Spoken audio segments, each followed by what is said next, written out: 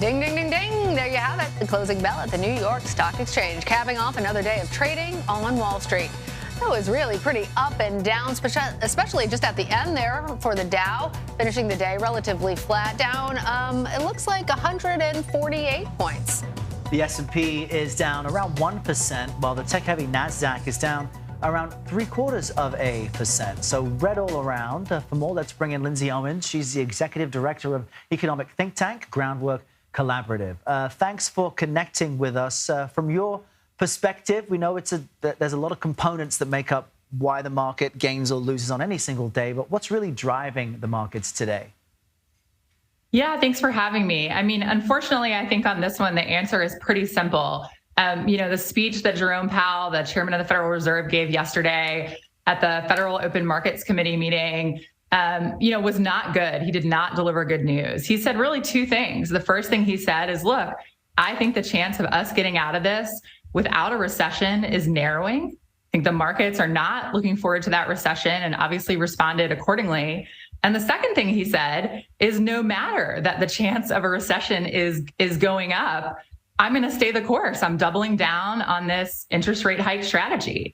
So really not good news yesterday for the markets, but really for the American people. I mean, that increased risk of recession means potentially millions of Americans out of work in the next couple of years. Yeah. Let's talk one specific. Amazon announced that it's pausing hiring for corporate positions. That's the company's latest move to try and cost cut with concerns about the potential for a pending recession. Do you think it's a good idea for companies to try and get ahead of the recession by cutting back? Or are you concerned that all of this will snowball and will lead, in fact, to the potential of a recession in the economy or a worser one? Yeah, I mean, the first thing we should say here is Amazon cutting back on hiring, laying people off. That's exactly what the Federal Reserve is looking for. Right. They're juicing these interest rates, trying to slow the cost or increase the cost of borrowing, slow investment, and ultimately slow employment growth.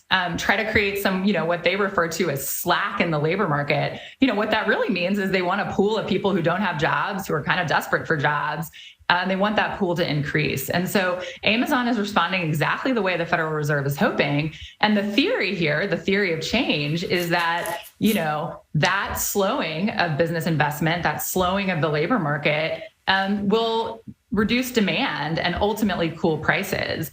And I think the question we all need to be asking ourselves is really, is the juice worth the squeeze? Yeah. Is the theory of change here, are we getting the cooling prices? So far, not so much. We've still got this record high inflation, but we are starting to get these negative consequences in the labor market. I think Amazon is really the tip of the spear here. And I wonder how much all of this has to do with inequality, because it sounds like what you're saying is in order to get inflation or under control and avoid a recession is the folks at the bottom have to be leaned on and pushed out of employment so that there's less price pressure in the market. You wonder why we can't, try to address this at the top level.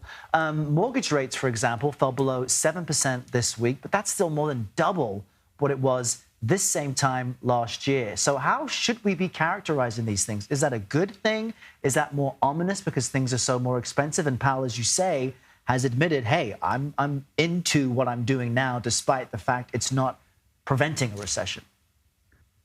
Yeah, I mean, you're exactly right. The people who are really feeling the squeeze of higher prices, who are on fixed incomes, who don't have $500 of savings in the bank, they're the people who are going to be first on the chopping block with the layoffs. And so you've got to ask yourself if it really makes sense to sort of quote unquote save the economy by throwing millions of people out of work, the same people who are right now paying the highest price for inflation.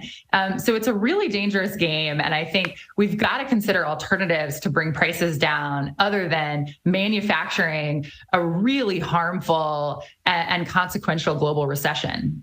Lindsay, what are some of those alternatives that you'd like to see people in positions of power pursue?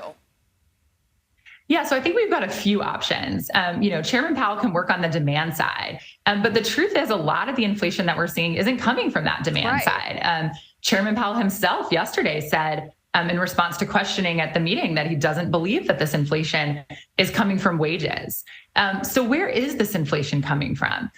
One of the answers is profits. We know that between 40 and 54 cents on the dollar of the price increases that we've seen since the beginning of the pandemic is purely just the markup, is just that profit. And so I think if we're trying to bring, it's enormous. I mean, it's potentially the majority of the prices we're seeing. So, I mean, think about, a bottle of Tide, let's say it's up $2, maybe 30 cents of that is coming from increased labor costs, another 20 cents coming from materials, the increasing costs of plastic, of getting Tide, to stores because energy costs are up, gas prices are up, but then potentially between 40% and 54% purely coming from the markup. So I think if you want to take on that profiteering, you got to get to the root of it. And it's ultimately coming from pricing power. These big consumer companies dominate the market. They don't have a lot of competition